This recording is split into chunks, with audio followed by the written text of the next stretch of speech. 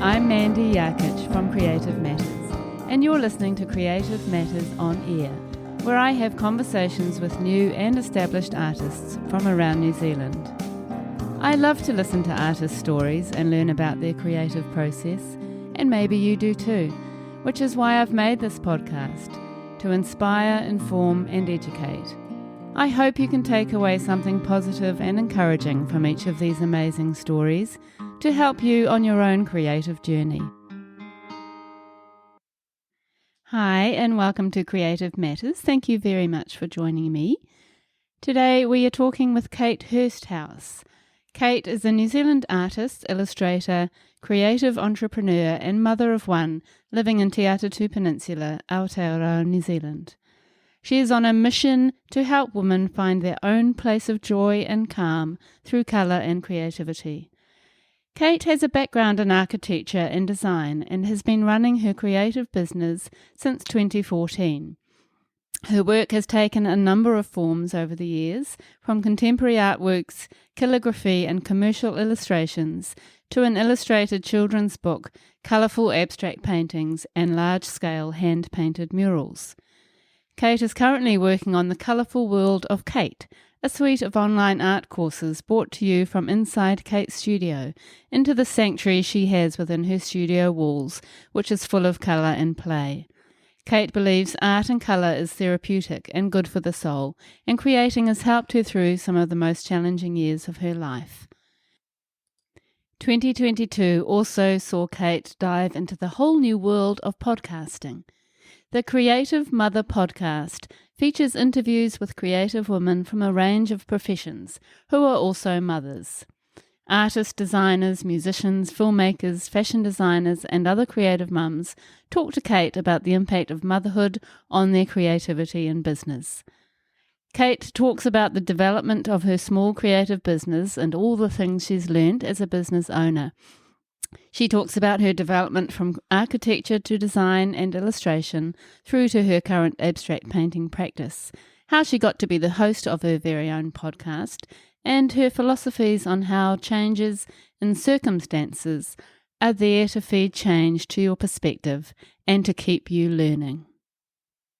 The link to the Creative Mother podcast, other relevant links and images of her gorgeous work can be found on her podcast episode blog post, which you can find on our website creativematters.co.nz, and you can also check out her website katehursthouse.com. Hi Kate, welcome to Creative Matters. Thank you for having me. It's great to be here. Oh, it's so nice to see you and nice to meet you. And as we said, it feels like we already know each other from our sort of social media connections. I know, but it's so great when you get to meet someone in person. Yeah, it really is. So, welcome. It's lovely to have you here. So, Kate, as we always do, can we go all the way back to your childhood, please? And can you describe Kate as a little girl? Of course. So I grew up on the North Shore of Auckland, and I was the eldest of three, and from what I've been told, I was a strong-willed child. But I believe that I always loved creating. I recently cleared out my wardrobe at my parents' house, and I found all these, paintings from primary school and then invitations that I created to birthday parties when I was a kid, and this program from my intermediate school play that I got to, draw the pictures and create the program. So I think I was always very creative. I loved drawing. It was kind of what I did. Yeah. Sounds good. And were your parents creative people? No, I come from a medical family. Yeah. So dad's a doctor, mum's an orthodontist, my sister's a dietitian. My brother is very creative. He's, but also quite, science-based as well. So I'm sort of a little bit feel like the odd duck sometimes. You're the creative, quirky one. Yeah, I know that feeling. I'm not medically minded. Not me. Oh, that's good. You're waving the creative flag for the family. But I have grandparents on both sides that were very creative. My mum's mum was a watercolor artist, and she used to retouch photos and turn black and white photos into color. And my grandfather was a photographer, and great-great-grandparents who are also very creative as well. So there are creative streaks there, just not in my sort of immediate family. It's in the blood somewhere. Yeah. So I have read that you found your the art department at high school a happy space for you. Yeah, honestly, I think I remember intermediate and high school, it was just my favorite class. And particularly in high school, once you kind of it became like, I guess fifth form, is that showing my age? Fifth form onwards, when you were sort of taking it more seriously.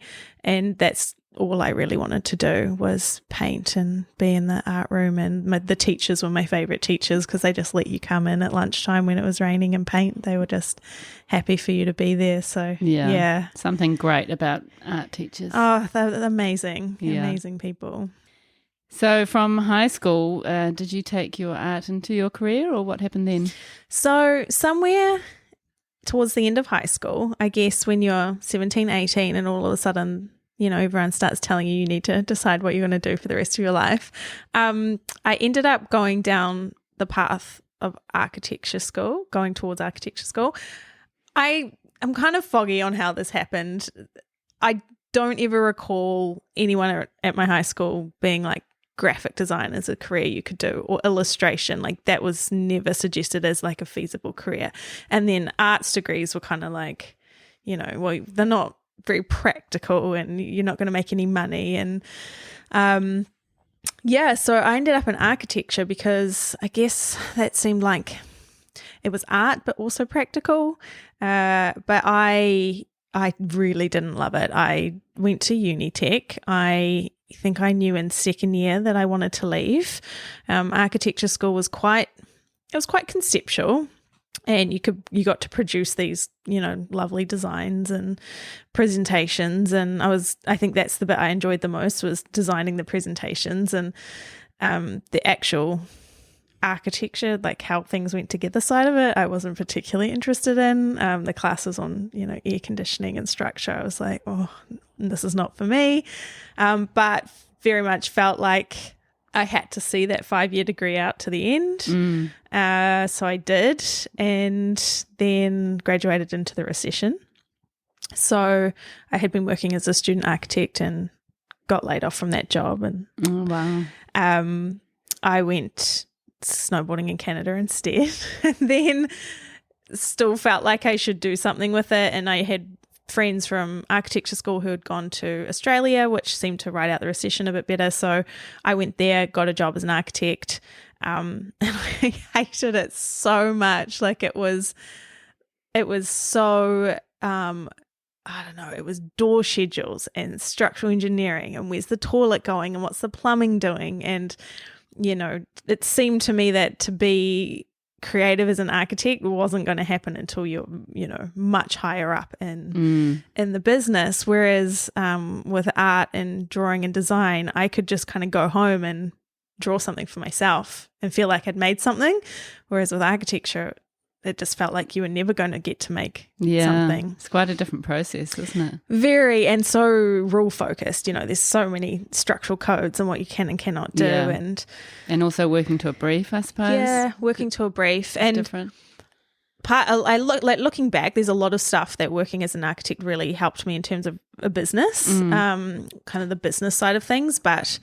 I didn't enjoy it, and I found it to be an incredibly sexist environment. So it was not fun, but part of me didn't know any better. Like it seemed like, this is what you were meant to do. Like you've studied, you're meant to do this, you're meant to start at the bottom and work your way up. But I don't think you're meant to hate every step of that, working your way up. No, absolutely not. So what did you do about that situation? So after about 3 years, I was like, I really, really do not want to do this as a job. I think I was quite unhappy. I started doing night classes in Melbourne, where I was living at the time, just drawing, watercolor, things like that. I hadn't picked up a pencil in like 3 years, 4 years maybe, because with architecture, everything we did was on the computer pretty much. And I just really loved it. And I was like, I love this so much. This is what I want to be doing. This is what it used to be like in high school. And so I kind of looked into going back to study again. Again, going back to art school still didn't seem like the practical thing to do. So I ended up doing graphic design and illustration. It's interesting, isn't it, that sort of attitude that we all have about, what's practical and what you should be studying. I mean, did you think a fine arts degree would be what you'd actually love to do? I don't know. Like, looking back now, I'm like, I should definitely have gone to art school. Like, I would have thrived there. I would have loved it. I mean, there's certain elements of, it's both architecture, design school and art school where you're not taught the business stuff. But if you went to art school and you also went to business school at the same time, it'd be great. That'd be a great combination. Yeah. I mean, surely they do, courses or sort of papers on business, you'd think. From what I understand at the art school, that doesn't seem very common. We did a few in architecture school, and then obviously working in an architecture business, you kind of got the idea, but very limited. So yeah, and that's the thing. I mean, with people going to art school, artists, that's a big part of the business. Yeah. And it's a big part that a lot of artists aren't that interested in, or maybe don't have experience in. So it's tricky, isn't it? It is. But I think if you want to sell your work, you got to have an understanding of business, because that's what it is. Yeah. That transaction is business. Yeah. So I'm very interested in the business side of things. Yeah, well, you can see that. Yeah. You obviously have taken to the business side like a duck to water, which is good. So you went to design school, design and illustration. Yeah, it was just 1 year postgrad diploma in design and illustration. Really enjoyed it. Really loved drawing. Moved back to New Zealand and got a job doing, I guess it's like corporate graphic design in an office, working on a lot of branding projects and, design collateral brochures and pamphlets for whatever clients the company brought in. And that was fine. I was during design school was when I discovered calligraphy and hand lettering. Mm-hmm. And so I had started doing that at night school, again, just on the side, always wanting some other sort of creative outlet to my job. And I would just practice that on the side, and then slowly kind of started sharing that on social media. I actually didn't have social media for quite a long time until someone was like, if you want people to find you and find your work, you need to be on social media, because no one's going to come and find you drawing in your bedroom. Unfortunately. Yeah. So I feel like I joined it kind of late-ish, and I was doing that a lot. I tried to tie that a lot. It influenced the design work, and I'd freelance on the side, and kept learning calligraphy. And then in 2014, I went to Italy. So I'd booked a trip to Italy, left my graphic design job, went to Italy, and found this calligrapher called Monica Dengo. She's an Italian calligrapher. She's in Arezzo, Tuscany, and she was doing a week-long calligraphy workshop. And it was all on abstract calligraphy, which really interested me. Like, it sparked a real interest in me. So, I went and spent a week with her, and it was like in this beautiful studio. There was like, Renaissance frescoes on the ceiling. Oh my gosh. And we How ate amazing. We ate Italian pastries, and it was great. That sounds incredible. And how did you track her down? I literally think I just Googled calligraphy in Italy, because I was just interested about what might be there when I was over there. Was there anything going on? Were there any exhibitions? And I came across these workshops that she runs, and she still runs them. And I've done another one with her in Japan, which I went to when my first trimester, when I was pregnant. Oh, wow. So I couldn't eat sushi. And I've done 2 online ones with her now as well, that's which incredible. she moved online during COVID. So wow. So she really inspired you, obviously. yeah, her work is beautiful. She's traditionally trained, but then she just has this beautiful way of abstracting calligraphy. So it almost becomes abstract art, and it's not letter forms. And that really interested me. It's like breaking all the rules interested me. And how does she actually use that that practice? Does she, what does her art look like? She teaches a lot of workshops, so that's a big part of her business, but she also does stuff with books and publications, and she's done some beautiful things in Italy. I just remember one book she had in her studio, which I think it was a collaboration with a photographer, where there was photography and then her calligraphy over the top, and but kind of it was, I think, a dancer. So had this kind of beautiful flowing feel. And I think she sells artworks. And so is that sort of abstract calligraphy, if you could describe it, is it like a sort of, it's based on traditional calligraphy forms? Yeah, I guess it's based on your letter forms. So you're kind of taking the letter forms and then you are stretching them and squishing them and bending them and kind of seeing how far you can push a letter form until it no longer resembles a letter form. And it's combining thin letters with thick letters and using different tools. So when I was doing her workshop, I learned how to make they're called like cola pens or rolling pens, which they get the name cola pen because some people make them out of cola cans, but she would make them out of like aluminium printing plate, and they, you dip them in ink. So that was also where my real love of ink came through calligraphy as well. I love how fluid it is and how it just kind of moves on the page. And so these pens you can kind of manipulate so you get really thick strokes and really thin strokes. And she has all sorts of just ways of looking at the different letters and thick letters, thin letters, contrasting letters, and kind of creating patterns and texture out of letters and sentences. And amazing. Wow. That sounds incredible. I'll put that link to her on your blog post. Yeah, so what do you think, what was it about calligraphy and lettering in general that sort of fascinated you, do you think? I kind of liked the idea that you were illustrating language in a way. You could take a word or a phrase and you could evoke a different feeling through how it looked. And that kind of worked when I was doing it, I guess, in a commercial sense, for a advertising campaign or, something that required lettering. Whatever the brief was, you could create the lettering to fit that style. Yeah. So cool. And it's kind of telling a story from the style and the sort of movement within, I guess.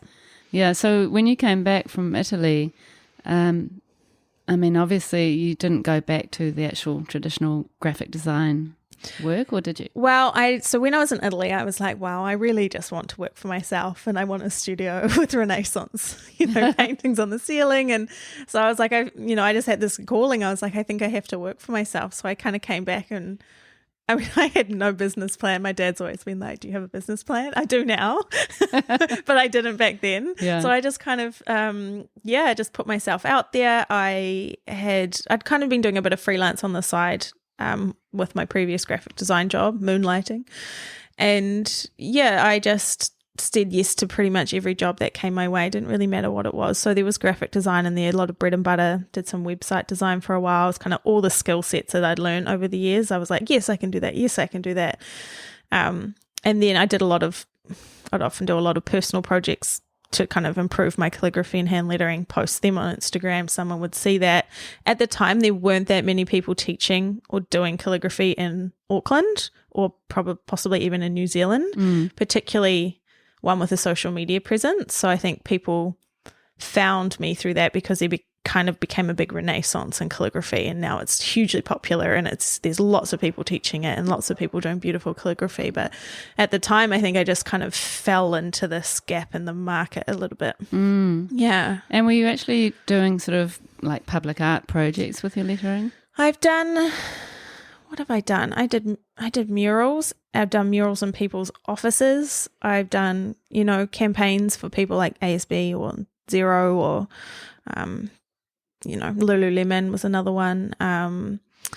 I did like in-person calligraphy at Karen Walker and places like that. So it was super varied. And what do you mean by in-person? So I did calligraphy on little Karen Walker gift tags at Christmas. So everyone who came in and brought a present could get it gift wrapped and then have a personalized calligraphy tag. That's awesome. So you obviously, even at the beginning in 2014 of your business, very quickly you were able to kind of use your skills and experience and start to grow a business that was actually, you were getting work and you were getting paid and you were sort of growing your presence, which is pretty amazing. Yeah, and I think part of it was saying yes to everything, but that also, I think, did lead to a bit of burnout at one stage. But it was also a great time to figure out what I really liked working on and what I didn't like working on, and who I liked working with and who I didn't like working with. And that was a really good way to figure that out. Yeah. And what were your plans I mean, you said you didn't have a business plan initially, which a lot of us don't. Yeah, it's only like once you actually learn stuff about business, you're like, oh, actually, I need a plan. Yeah. So you kind of got to go back. Yeah. But what was your goal then? I mean, obviously you wanted to feel like you were making work that felt creative and sort of more up your street kind of thing. What were you thinking at that time with your business and with your art practice? Where did you think it was actually going to go? I mean, I think in those first few years, so probably 2015, 16, 17, it was just very much wanting to kind of build up that sort of a graphic design illustration focused business. I really liked the illustration side of it because it involved a lot of drawing, and I loved the drawing and the hands-on, probably more than the graphic design, which ended up being very computer based. So it was probably trying to pick up more on those projects. Did a few mural projects, which I enjoyed doing, but they do take a toll on the body. They're quite full on. And I don't know, I was kind of just ticking along. Like I said, I didn't have too much of a plan. And I was back and forth between the United States for a bit because my partner at the time was working in film. So I spent a bit of time over there. And I also am a big advocate for side projects. So I was working on a children's book, and that was kind of a way of me just having full creative freedom over something. So it was on the Kaleidoscope of Butterflies and Other Such Collective Nouns. So I think it has 25 or 26 collective nouns of different animals, and the animals and the lettering are kind of done so the lettering matches the animal in a sense. Yeah, so it's such a beautiful book. Thank you. Yeah, it's really cool. And it was pandemonium of parrots. Yeah. And other crazy collective flamboyance nouns. of flamingos. And amazing. Yeah. Yeah, and it's such a lovely sort of culmination of your, art skills and your beautiful lettering. It's all the way through it. Yeah. And it was all done by hand in ink and watercolor, and I didn't have a iPad. I think halfway through creating that book, I got an iPad Pro and Apple Pencil, and I think if I did a book, it would be completely different the way I did it. But so I still have all the original paintings, and so they're all done by watercolor, because that watercolor and ink has always been my favorite medium to work in. So wow, that's beautiful. Yeah. And what made you decide that you were going to create a book, and how did you do it? Well, someone I know went to Africa, and they came back and they were showing us photos of their trip, and they were like, did you know that a group of zebras called a dazzle of zebras? And I was like, what? Oh my God. That's so cool. That is so cool. Yeah. I have never heard that my entire life. Yeah. And it's because when they're together, they kind of pull this shimmering dazzle effect, which makes them camouflage. And then they use that dazzle stripe on submarines and ships in the war, because apparently it makes it, dazzling, and it's hard to see. Yeah. And so I was like, that's so cool. And then went down this wormhole of all the other different collective nouns, and just felt like this need to paint them. I think that's my thing with side projects. Someone's like, why are you doing it? I'm like, I have to. I feel a need to do it. And it's something that sparked your imagination, and which is so great. And I love that. And it's, the whole sort of lettering just works so well with that collective noun, especially with dazzle. It's almost like an onomatopoeia of, showing the word, but also showing what it does, kind of thing. Yeah.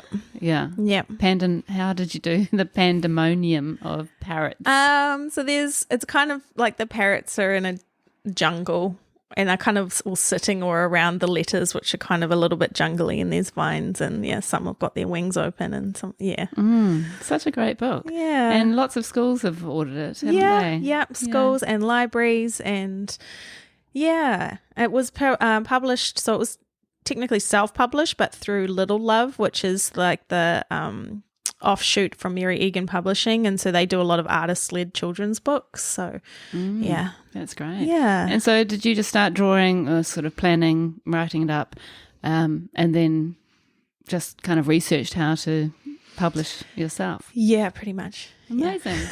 Wow, you're such a goer. I'm one of those people that if I have a project particularly if it's a side project. I just kind of have to find a way to realize it by myself. Like it's one of those, I'm not like, I don't want to wait around and for someone to be like, oh, we're going to publish that. I'm like, oh, we'll just publish it myself. Yeah, I know. I'm a bit the same, actually. I'm not very good at sort of waiting for people to do stuff for me. No. I'd rather just do it. Yeah.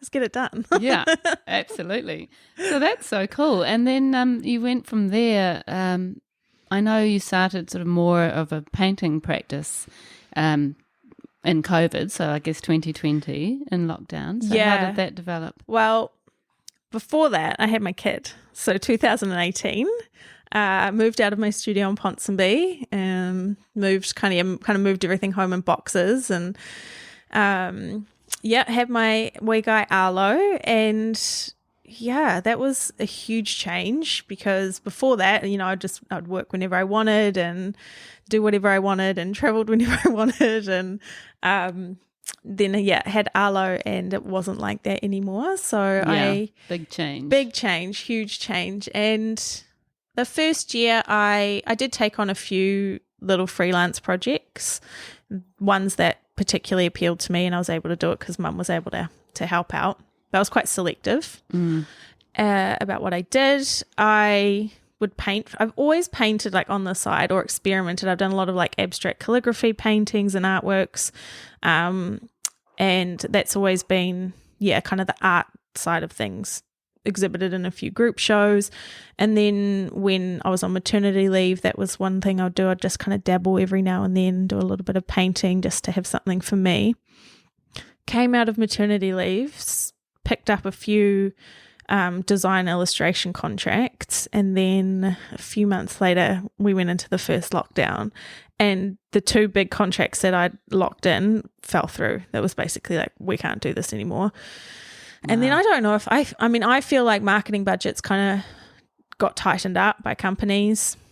People that in the past might have been like, I want custom hand lettering, at that time were like, no, we can't afford to do that. We don't know what the COVID situation is going to be like. We don't know what's going on. And so it was a little bit of just being in lockdown, having time that was meant to be for work that wasn't happening anymore, and just deciding I'm just going to paint. I'm just going to play around. There's a challenge, an Instagram challenge called 36 Days of Type. And I did an alphabet, but it was filling an alphabet with all the abstract inky play that I've been experimenting with. And that kind of beautiful grew from that into just painting that, because I really liked what was happening. Yeah. And I was like, well, I don't have to do letters all the time. Yeah, that's great. And so I just started doing that on canvases and things. And it was my absolute like solitude in amongst parenting and a lockdown and things not going particularly well at home. And so I just started painting. And then I think it was October that year, I was like, I'm just going to sell these. Yeah, brilliant. And I'd been using all old canvases that I had lying around. I had a couple of skateboards that I'd had lying around. I just was using random things that were in my studio, whatever I could find, and just paint on it. So it was a very odd mix of things that went up for sale. But I did that. And actually sold some things. And I was like, okay, cool. I'm going to add this to my business. Yeah, I'm like, well, maybe I should just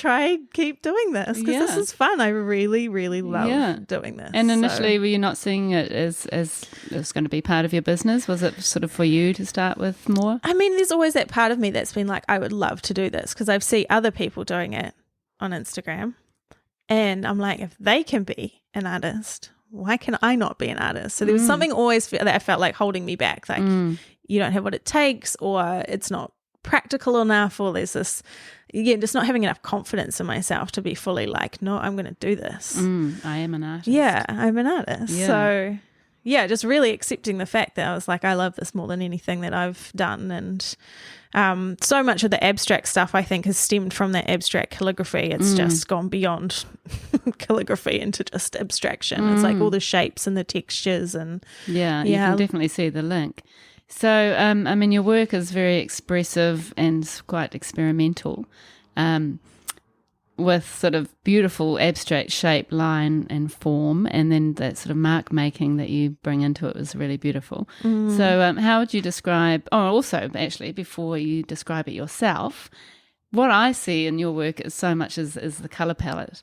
And it's really interesting that you have a colour palette of, purples and pinks and blues, and then peach seems to come in quite a bit, and red, and then sort of accented with black and white and gold and that kind of thing. So it's really interesting, first of all, that you seem to have at the moment that quite limited colour palette. So it'd be good for you to talk about that. But also, how would you actually describe your painting practice? Yeah, so I love using ink, which I think stems from calligraphy. Ink and watercolour, everything is really, really fluid. And so a lot of the painting is just, I find it super therapeutic. It's just getting these really inky, flowy colours, and I'm not really planning it out. I'm kind of like a little bit of pink here, a little bit of blue here, and then it kind of dries and it does its own thing, and then I might add another layer. So I very much work in layers. Something dries, another layer, something dries, another layer. And then it kind of gets to a point where I'm like, it needs something more, and that's where I kind of start doing more of the refined detail mark making patterns and things, and some of them are patterns that I've just kind of used over the years from the abstract calligraphy, and then some of them I just have sketchbooks where I'm just kind of doing patterns, and it's repeated. A lot of it's kind of repetitive. It's like the same line or the same dots, and I like that balance between the more structural graphic shapes and the really fluid inky shapes. Yeah, and it's almost like that sort of semi-accidental thing that ink does, or that sort of really watery paints. The accidental sort of movement, or sort of unintentional, I guess you could say. And then sort of responding to that. Yeah, it kind of just does it. You know what I mean? Yeah. It's like I can kind of direct the ink in certain ways, but as soon as it dries, it kind of has a different look altogether, and it goes through these stages. And so I love using bright colours, like a lot of colours. I used to work solely in black and white when I first started doing calligraphy and hand lettering, so everything was black and white. Then I went through a black and red phase, and now it's like all color. And then it was like just experimenting and seeing which color combinations I like the best and which work the best. And then at the moment I'm using a lot of purple, because for the first time in my life I'm like, I think I like purple. Yeah. And just I'm quite enjoying that. And again, I think it's not like I'm like, this is what I do now. It's like, this is what I'm experimenting with right now, because I still feel very new to the art world and doing painting all the time. And I still kind of feel like I'm just making it up as I go along. Yeah. And I'm just trying to find what works best for me, what fits with me. So yeah, at the moment I'm experimenting with these dreamscapes, which is, making up these like landscapes that don't exist. And they're so beautiful. They're absolutely gorgeous. I mean, they're beautiful. And you really have, even though you say you're a sort of beginning, you've just started your art practice in a way, you already have a very particular style. It's just evolving. I feel like it's just evolving. It's like loosening up, like from the architecture, which is super rigid, to graphic design, to illustration, to lettering, to abstract calligraphy. It's just, Yeah. I feel like I've come full circle to where I was at high school, where I just play with paint all the time. Yeah, you're back to what you love, I guess. It got educated out of me. Yeah. But it's so cool that you've found what really, gives you so much joy. Yeah. And using all those skills in the past that now are sort of informing your practice. Yeah. So I don't think any of it's wasted, I don't really look back and regret. Yeah. It's all been learning curves along the way. It's been not a very linear path. No, but it's so good. It's such a rich journey that you've been through. Yeah. Yeah. So I wonder where the painting's going to be going from here. I don't know. I just feel like I'm making it up as I go along. Yeah. Well, you're not making it up. You're just letting it flow. Yeah. It's just like, sometimes you see artworks and I'm like, oh my God, I love that. I'd love to be able to produce an aesthetic like that. Maybe it's super minimal. I can't seem to do it. It's I just have to trust what's coming out of me. What's coming out of me. Totally. And it's so genuine and such a sort of, representing you and where you're at the moment. Yeah. Yeah, which is great. And with your mark making, do you use pens or fine brushes? It's a mix. So I use everything. Depends what I'm working on. If I'm working on paper, it'll be pencils, paint pens. I also use the ruling pen, the calligraphy tool that I talked about as well. And then if it's on canvas, it's usually paint pens and occasionally fine brush. Yeah. Yeah, so beautiful. So you are on a mission to help women find their own place of joy and calm through colour and creativity. Yes. Tell us about that. Yeah, so I've had a super challenging few years. Obviously everyone has. It's been COVID, let's be honest. Anyone who's been parenting small children during this time is exhausted. But I also had my relationship fall apart due to addiction and mental health. And it's been awful.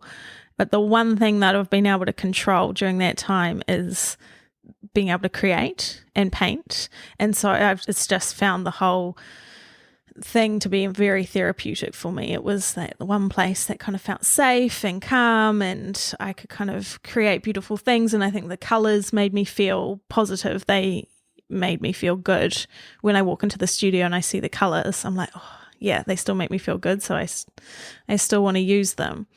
And so because I've had that experience of like realizing how therapeutic creating is and creating with your hand is, I just kind of want to share that with other people who, even if it's just they're really, really busy and they have corporate jobs and, life is hard because life's hard, and it's just to know that they could come and or do some sort of workshop or do something or create in some way, and it'll bring them calm. Yeah. And that's so beautiful that you want to pass that on. Yeah. I feel like everyone should be able to experience it, because I feel very lucky to be able to do something creative as a job. So, I feel like people should get to experience it as well. Yeah. And it really does sort of help in times of, in challenging times, just kind of being able to immerse yourself in something creative. I think it saves a lot of people in lots of ways. Yeah, it's truly therapeutic. So, if I can help anyone else. Yeah, and I'm sure you can. And just, from looking at your beautiful work, it's quite inspiring, I'd say, for lots of people. But how else are you going about getting people making and creating? Yeah, so pretty much since COVID hit, I have been trying to figure out how to do my workshops, because I used to teach them a lot before Arlo was born. And it sort of became apparent after having cancelled in-person workshop that they needed to go online. And it was something I wanted to achieve last year, but last year was just ridiculous personally. So it hasn't happened yet, but the vision is, and it's the first workshop is going to launch this month, is the Colourful World of Kate, which is basically bringing people into the studio space, probably digitally at the moment. At some point, I would love to offer in-person workshops in my studio. And so they can experience some of the colour and, learn the techniques and just kind of get immersed in it for a little bit to help them find calm. That's so great. Yeah. Well done. Yeah. And I'm also really passionate about helping other female business owners, particularly those who are mums, creative business owners, with the business side of things, because I get a lot of questions about how the business is run, and that's something that I'm looking at doing as well in the next few months, is kind of focusing on the business side of things for people who already are creatives or wanting to make it more than a hobby. Yeah. And that's such a valuable thing to be able to offer. And I feel a bit the same. I have mentored a few people, coming into small business, not because I'm an expert, but just because I've experienced it. And, 7 years into a small business, I've learned so much, and I've refined so much. And I really love working with people who are into kind of creating their own small business, because it takes a certain type of person, I think. Yeah. Someone who's really proactive and does a lot of thinking and really has big goals and wants to achieve them. Yeah, and are super passionate. Like passionate people are really great people because, you know, they have that passion behind them. And, and so I see it so often, especially more so now I'm like painting and trying to sell paintings and seeing other people trying to sell paintings and realizing how important the business side is of selling art. You know, you can't just paint something and put it up there and expect it to sell.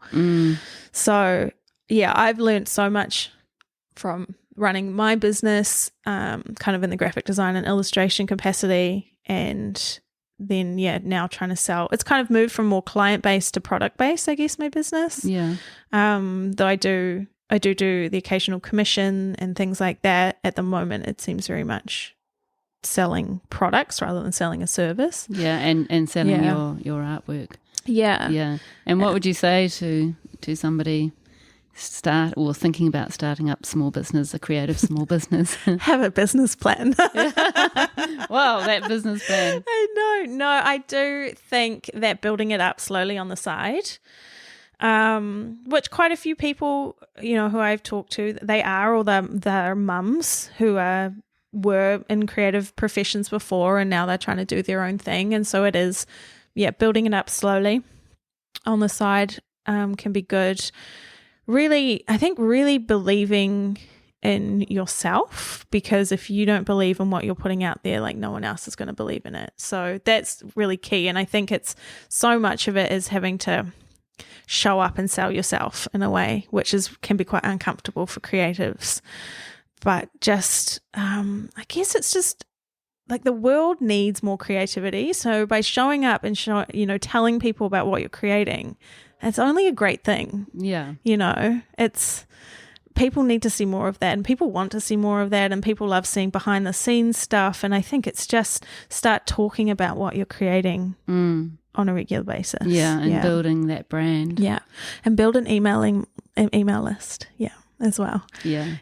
So then you can email people about what you're doing, and and building that loyal audience is really important.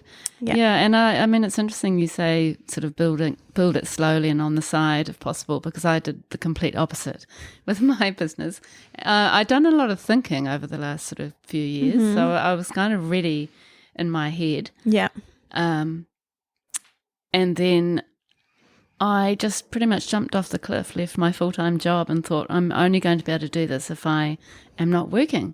Because I didn't have any time to do all the work. So, and that did work in the end. It was a risk, and, you know, we ate lentils for a few months, but not quite. But, you know, it was, you know, we felt it financially as a couple, but, you know, I was in a position where, you know, I was ready to do it and I could do it.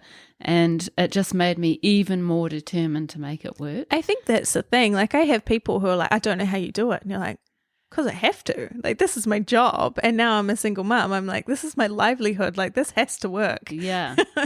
That's right. There's a lot of determination behind desperately not wanting to go back to a 9-to-5 job. That keeps me showing up. And believing in your product. And we were talking earlier about, you know, being passionate about the type of business you're working in, so that it almost doesn't feel like work. And if you're working in the evening, it's not, you know, too horrific, because it is actually something that you love to do and something that you feel strongly about.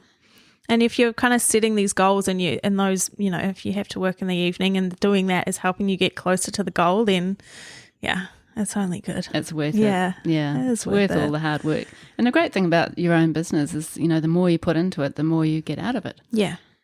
Which I like. I like that. It's very rewarding. Totally. So, Kate, this is kind of how we got to know each other, I guess, or started communicating, is that you started a podcast as well, and that's called Creative Mother Podcast, the Creative Mother Podcast. And that's just in the last couple of months it's gone live. So, you know, from someone who's started a podcast a year ago, I know what that process is like, and I have lots of admiration for you.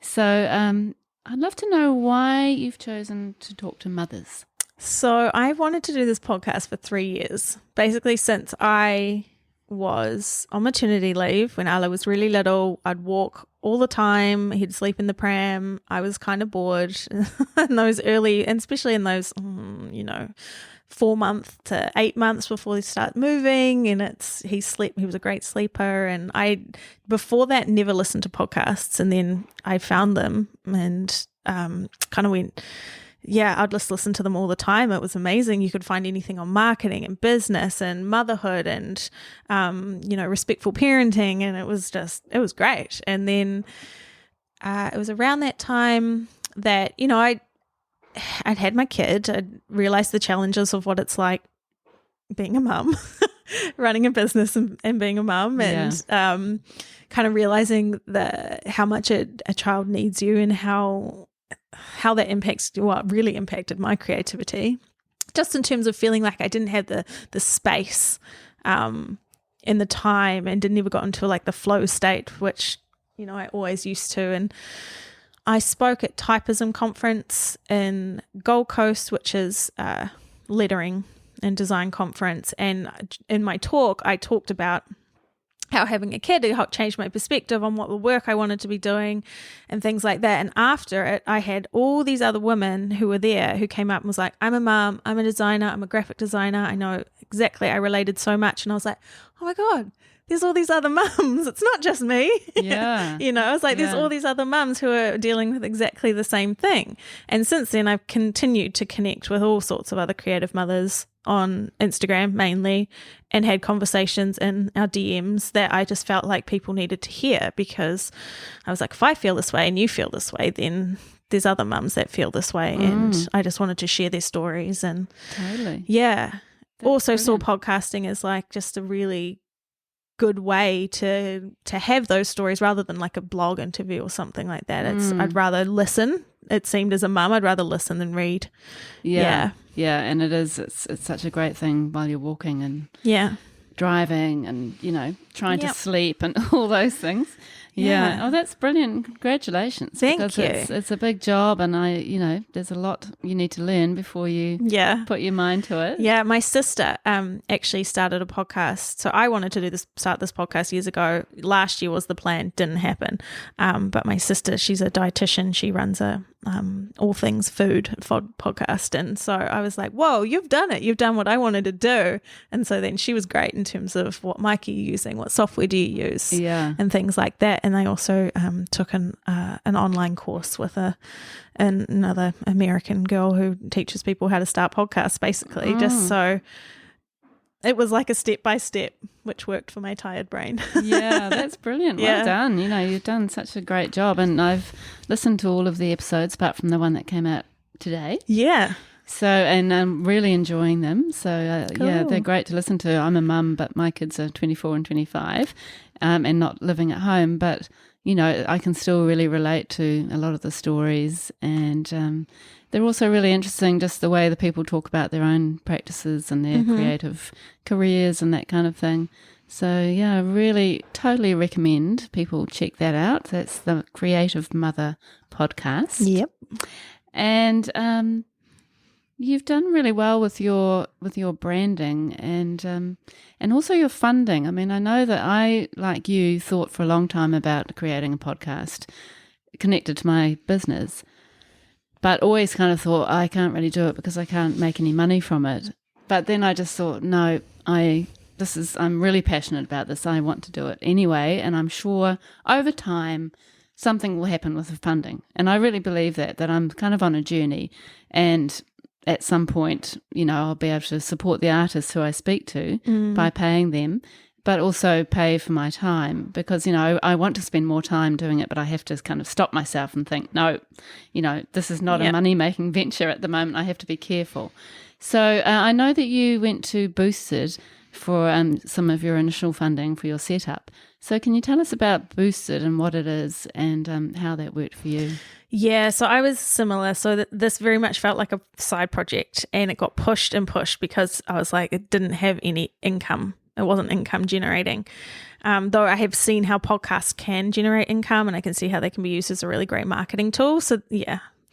But I was in the Toipoto mentoring program, and it was through them where they suggested using Boosted as a way to try and raise some funds for the podcast. So Boosted is New Zealand's only crowdfunding platform that solely supports arts projects. It's linked to the Arts Foundation, and I've never done a crowdfunding campaign before, but the Toipoto program and then Boosted in themselves, they will put you up with a mentor who they talk you through all the steps, setting up the campaign, what you need to do, the amount of detail that you need to write. And yeah, it was really successful. So I kind of just put a amount. I think they say that the average amount that they get funding for is usually around 6,000.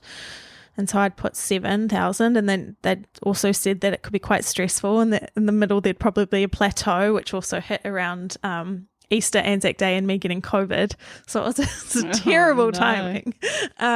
So there was a time in the middle there where it was like, oh my God, I don't think we're going to get to 100%, because if you don't get to 100%, you don't get any of the funds. And so my project had also been selected for the Auckland Arts Comeback, where Auckland Council contributed $2,000 to all of these 25 campaigns that were running on Boosted throughout April. So they donation matched for the first 2,000. So if someone put in 100, it went up by 200. Oh, that's fantastic. Yeah, so that was really awesome. Yeah, so that was just a sort of a lucky timing thing. It really was. I got an email about it, and it just happened the timing just happened to work really well with when I wanted to do my campaign. So fantastic. Yeah.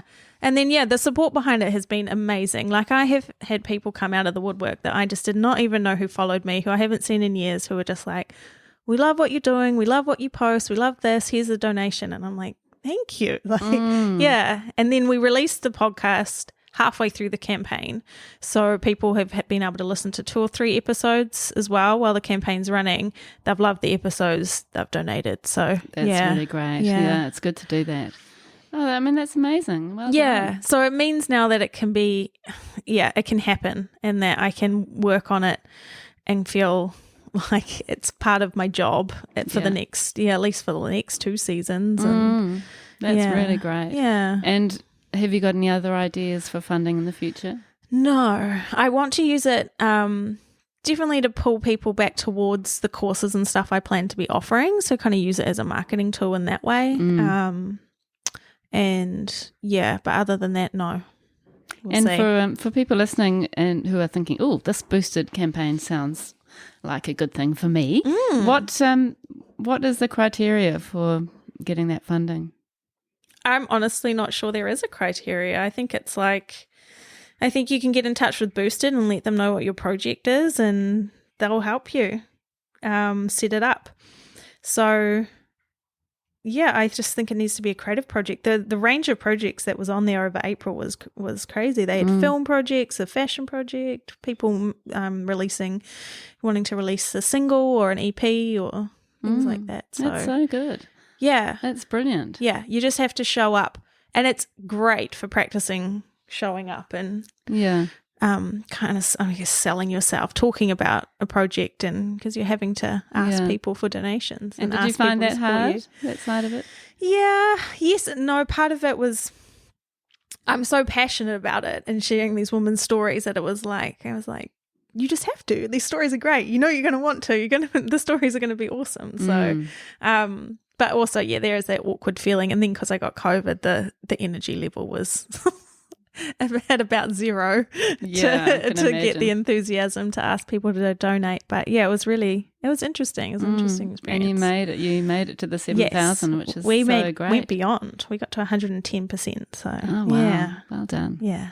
That's really good. Yeah, that's very cool. And it's a neat thing for people to know about, There's actually quite a lot of things out there in New Zealand that some people don't know about that can actually really help with projects. And Creative New Zealand do not fund podcasts, so that was kind of the only avenue.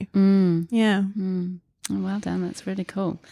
So commercially, I mean, you seem to me, Kate, such an incredible entrepreneur. Thank you. You are. I mean, you just you put your mind to stuff and you make so many different things happen. You've had, you've got all those amazing skills from your career, and then and different skills, and then you just kind of try lots of different things entrepreneurially. Yeah. if that's a word. Yeah. And, it's really inspirational to sort of watch your journey and to follow you on social media. So commercially, you do seem to be quite comfortable in that space.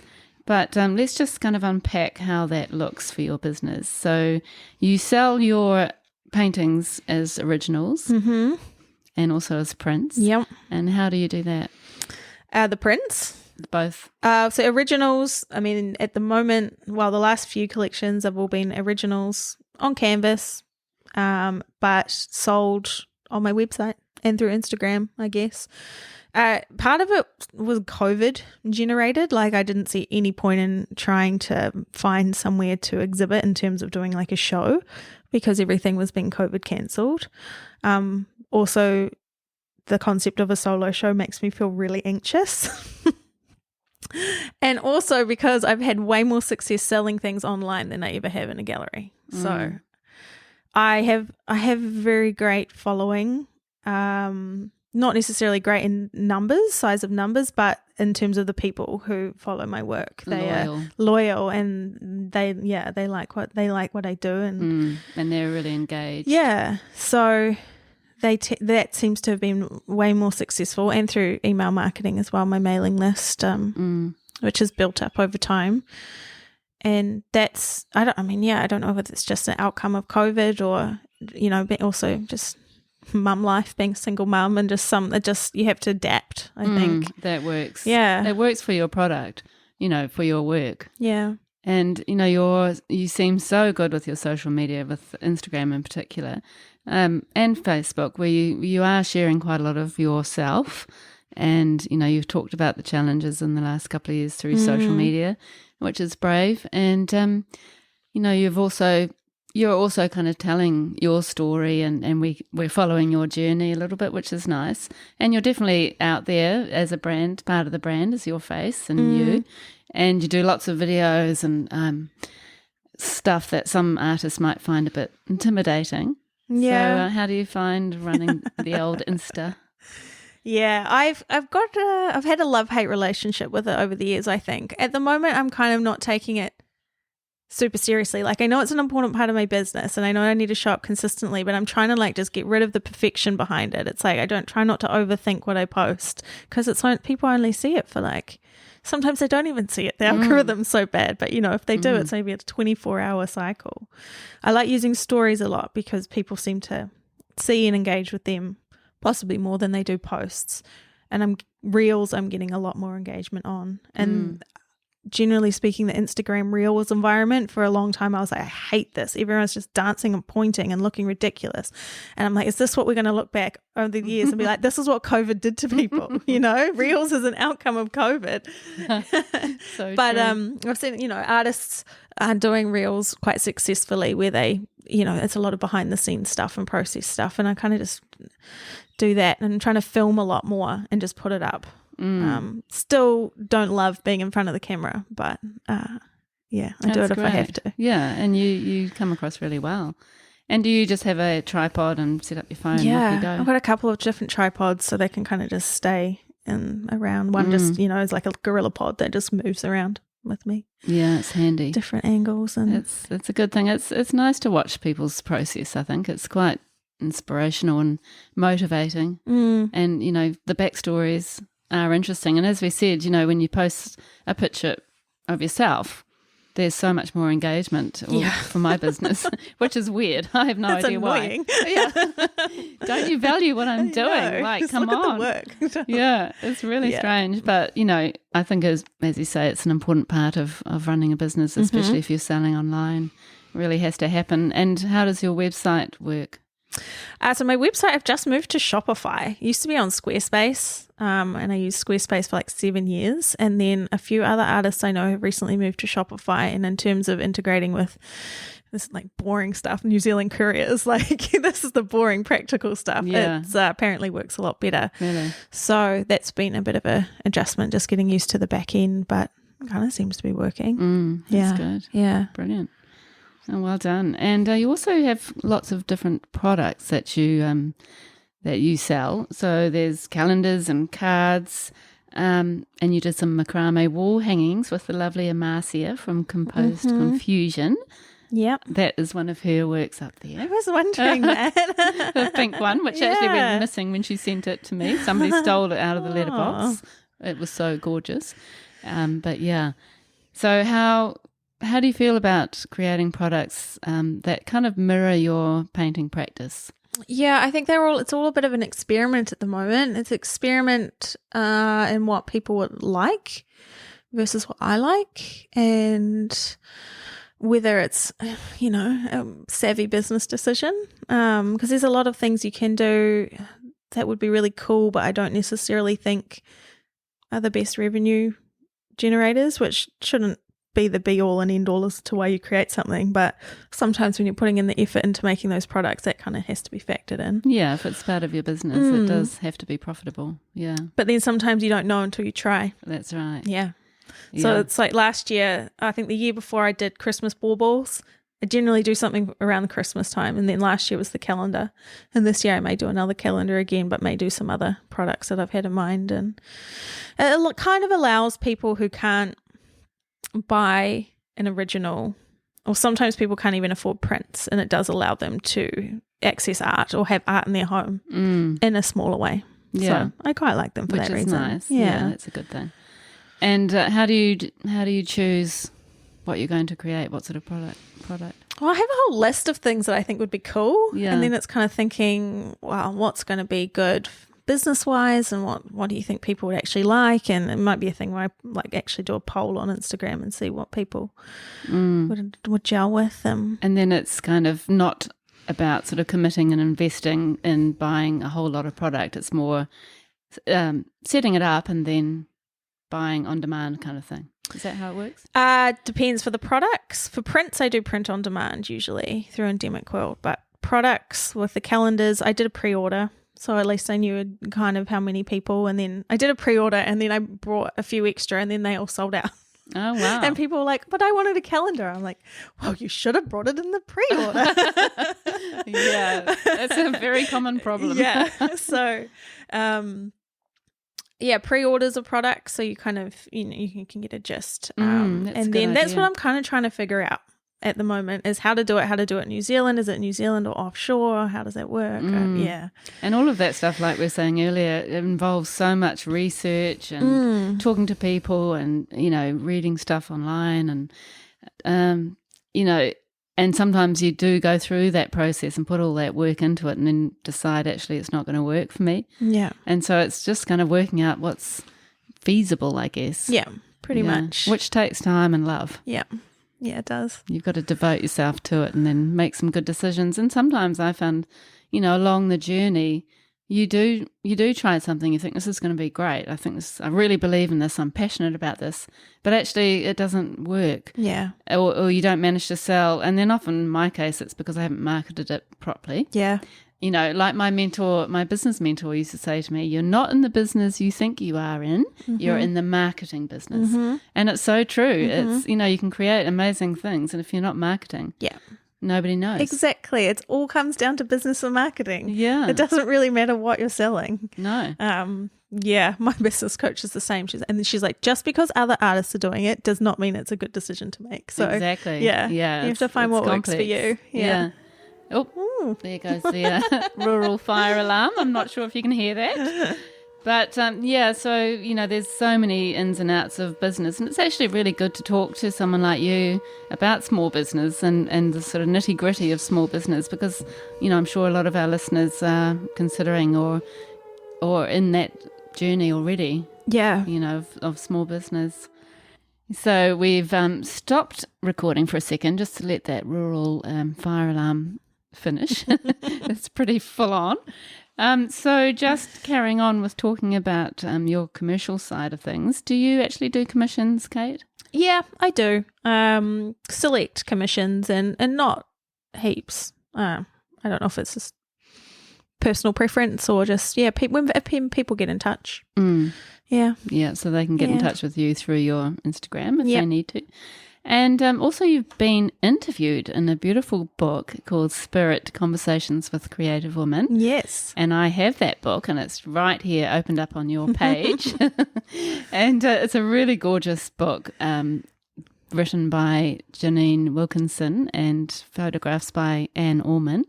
And I actually interviewed them a while ago for the podcast, and they talked about that book.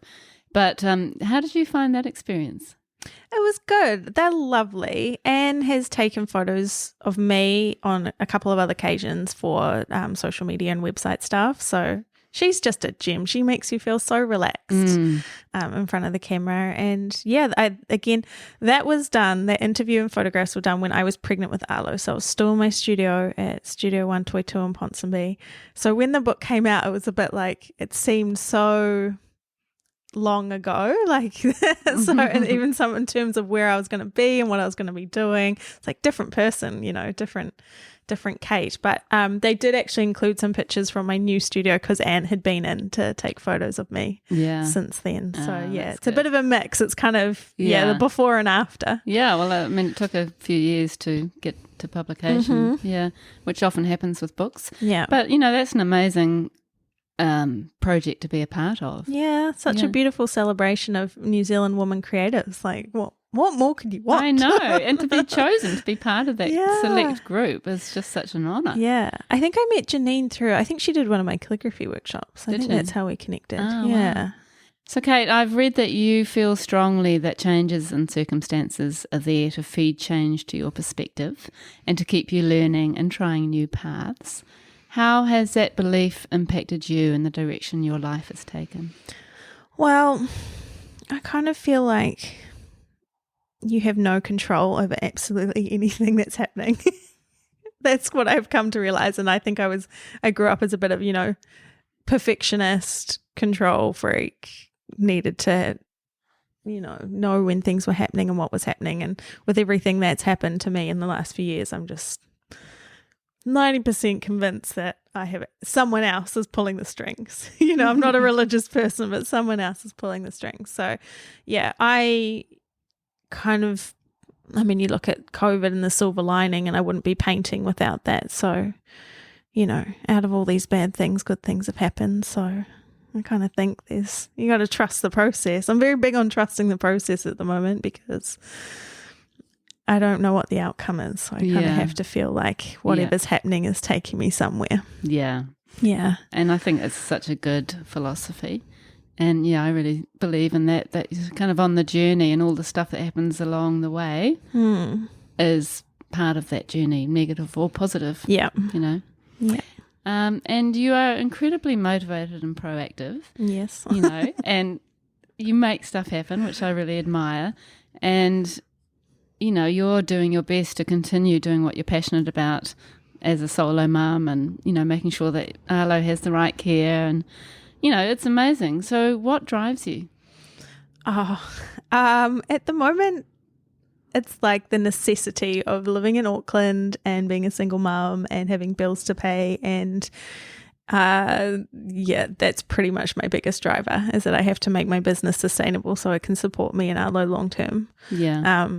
Yes, because, during COVID and stuff, and even when I went from COVID, started painting, thought I'm going to try and paint more and actually make this a thing. At that time, I was supported by my now ex-partner. So it's a very different life to, being supported by someone and then no longer having that. And I obviously have a very supportive family who are helping me get back on my feet. But yeah, there's a drive there that it's just it's me. I'm responsible for the bills and Arlo and yeah. And that really sort of is a good motivator. Yeah. But also, I guess, we talked about whether you would ever go back to a sort of regular paid 9-to-5 job. And I guess you're prioritising Arlo as well in that respect, and wanting to have that flexibility with your own business. Yeah. So that is the beauty of my business, is that it is flexible. And that right now works very well with a small human. I couldn't imagine. I think life would be harder going back to a 9 to 5 and having the strict, having to be somewhere else 9 to 5 and dealing with a small kid by myself. Absolutely. Yeah, definitely. And what's in the future for Kate Hursthouse? Well, I'd like a holiday because virtually every holiday I've tried to plan has been COVID cancelled, including my last one and just recently. So a holiday would be nice. In terms of the business, it's just growing the education side of it again, and, continuing to produce more work and developing my work and, growing the business and showing up for the business and, making it a successful little business. Which I'm sure you will. Yeah. And I feel like you're going to sort of go in all sorts of directions with your business and, try all sorts of different things and it's going to be a very successful Kate empire. He's hoping.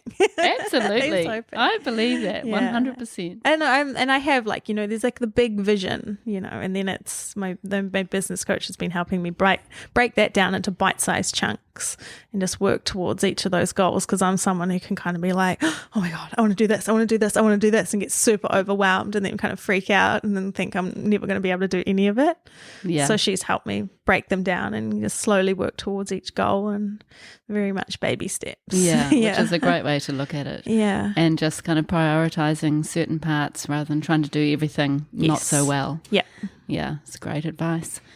Oh, well, Kate, it's been a pleasure meeting you and having you out here at Muriwai. It's been such a dream morning. And the view, so nice. Yeah, it's such a treat. It's another gorgeous experience on the podcast. Yep. So thank you very much for joining us. You're welcome.